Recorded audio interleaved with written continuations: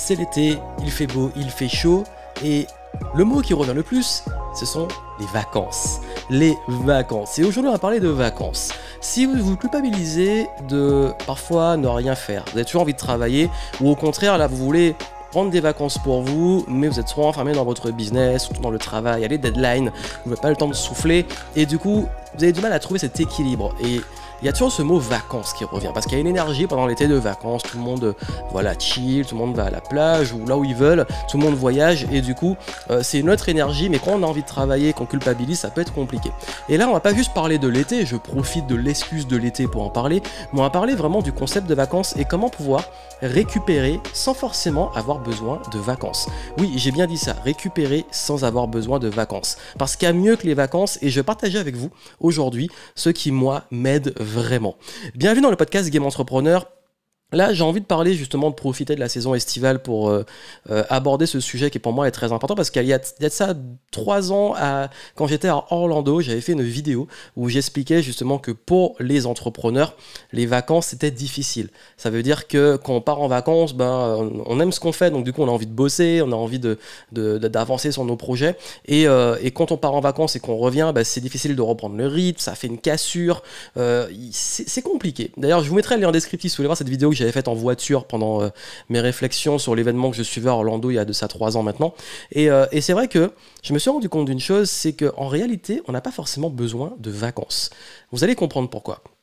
En fait, on voit les vacances comme une façon de s'évader, s'échapper de choses qui sont épuisantes. Le mot vacances, c'est ok, bon là je fais un truc qui m'épuise, qui me prend beaucoup d'énergie, où je donne beaucoup, et je prends des vacances pour récupérer et pour m'évader de cette situation. Et j'aime pas trop comment on a associé ce mot à ce concept-là, parce que y a une excellente citation qui dit que justement, si vous avez souvent besoin de vacances, est-ce qu'il serait pas temps de créer une vie de laquelle vous n'avez pas besoin de vous échapper?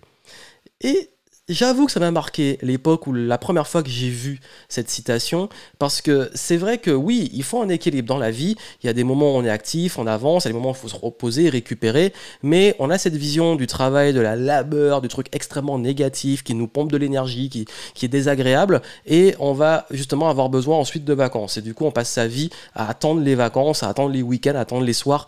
Pour moi, c'est pas une vie, c'est plutôt de la survie.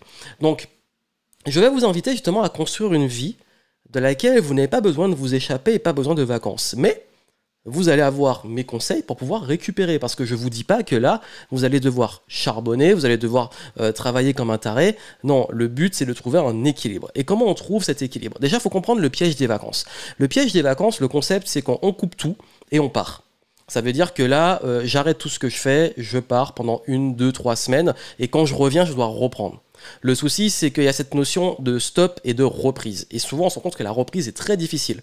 Surtout quand on a un rythme, c'est dur de retrouver ce rythme. Donc ça, c'est un piège, parce que ça crée en fait une coupure, une cassure, et ça peut être bien certaines fois quand on a vraiment besoin. Je vous dis, oui, il y a des fois où on a vraiment envie de tout couper, et c'est ok, il faut suivre ce qu'on ressent. Mais pour moi, c'est pas forcément la meilleure des approches, parce que techniquement, si on a déjà un bon rythme régulier, un bon rythme et une bonne façon de gérer son énergie sur la durée, on n'a pas besoin de vacances. Parce que sur la durée, on arrive à maintenir ce haut niveau d'énergie et aussi à récupérer. Donc, moi, ce que je vous conseille plutôt, c'est de revoir la façon de gérer vos semaines. Comment je fais?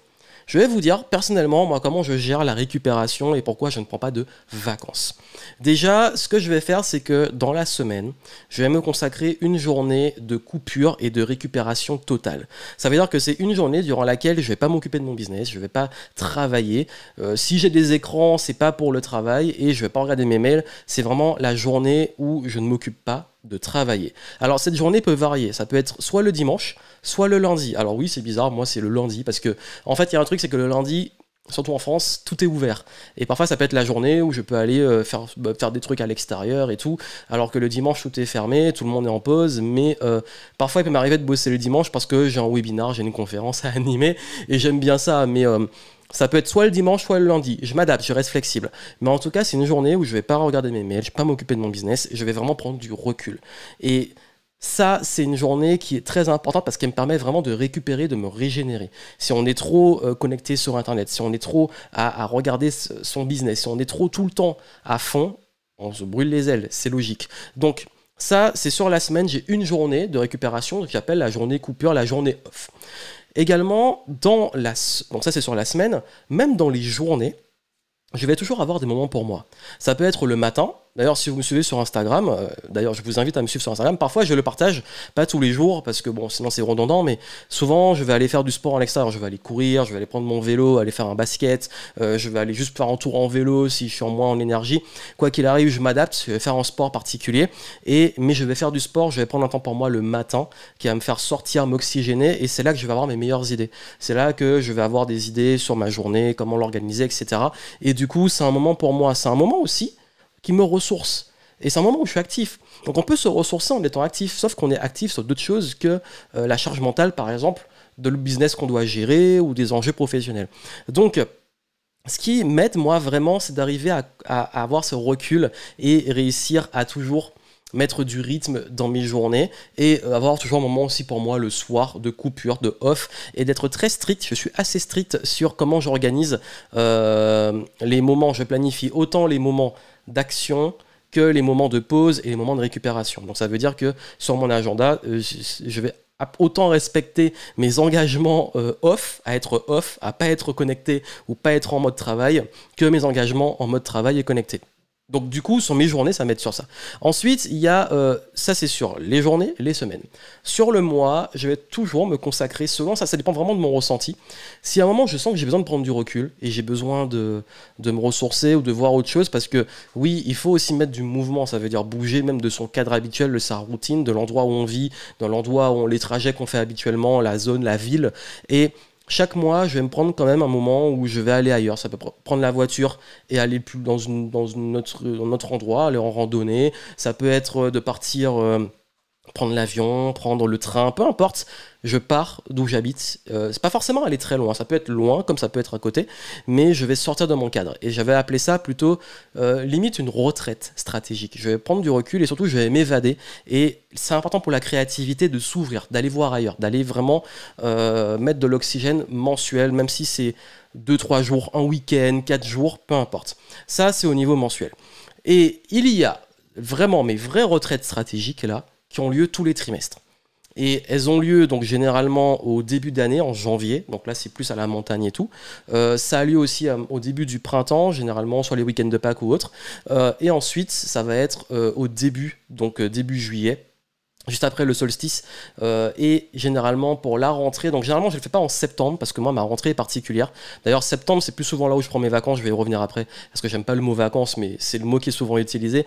Mais septembre c'est souvent là que je vais faire justement les moments où je vais vraiment partir en voyage plus longtemps, mais pas vraiment en vacances. Je vais vous expliquer comment je gère le business dans ces moments-là. Donc ce que je vais faire, c'est que il y a ensuite ce cycle-là qui va arriver aussi en octobre, parce que là, pour préparer la fin d'année, planifier la fin d'année.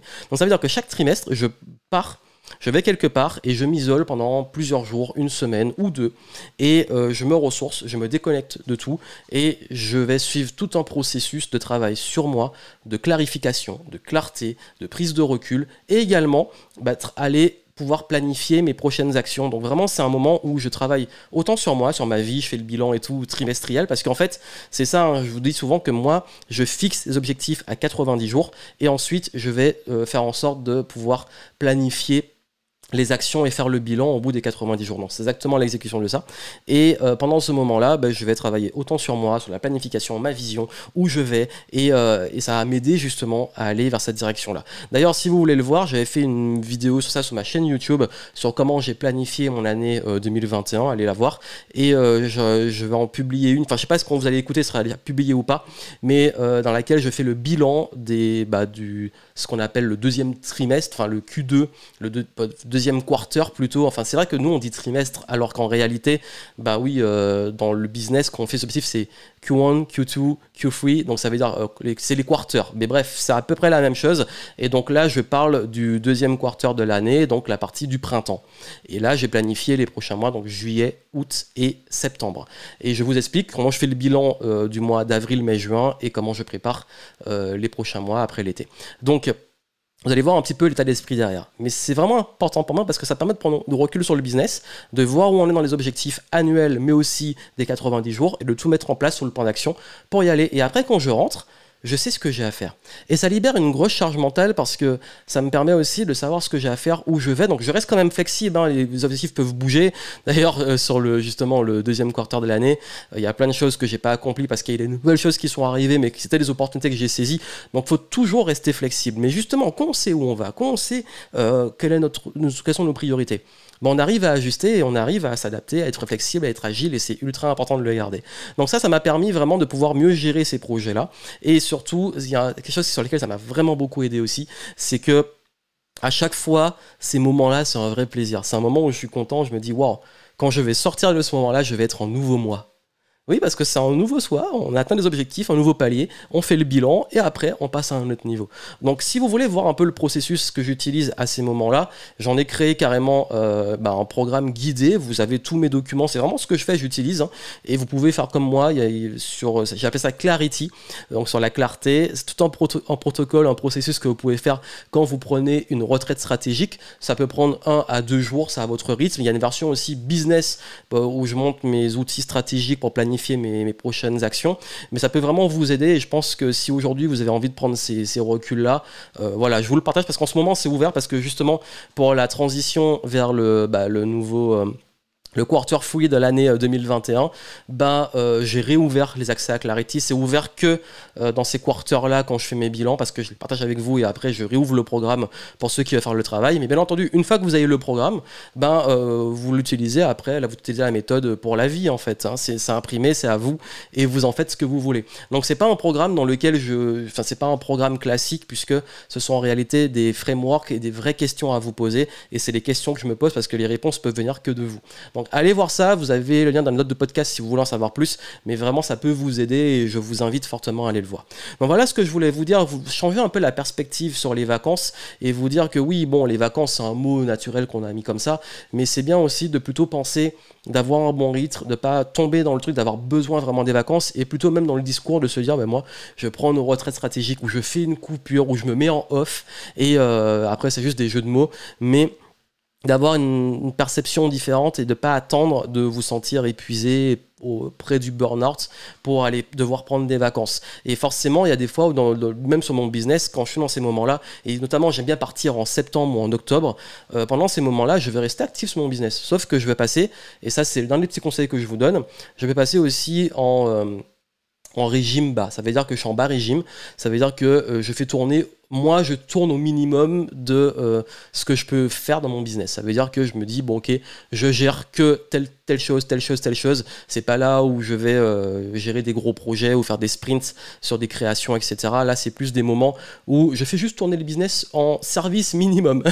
Je me mets en service minimum, j'automatise, parfois je programme à l'avance, l'équipe s'occupe de certaines choses, j'anticipe parfois s'il le faut, mais quoi qu'il arrive, je suis en service minimum, mais je suis quand même là. Ça veut dire que j'ai pas complètement perdu le rythme, je le garde. Je travaille parfois souvent à ce moment-là, un petit peu le matin pendant 2 heures. 1 heure ou 2 heures, ce qui est nécessaire, et après j'ai ma journée pour mon voyage, etc.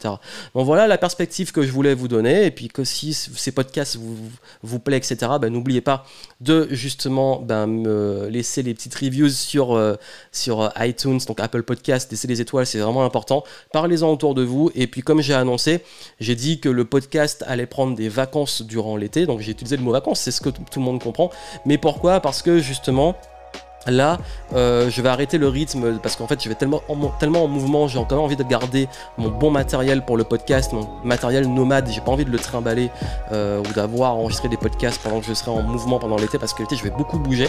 Mais ce que je ferai, c'est que je vais justement profiter pour préparer les contenus, bien travailler pour la rentrée, le nouveau planning, les nouvelles interviews. Bref, selon le moment où vous allez écouter, ce sera publié ou ça a été publié. J'ai publié un podcast où j'explique pourquoi le podcast Game Entrepreneur prenait des vacances avec des guillemets et du coup vous en saurez plus sur le programme de l'été.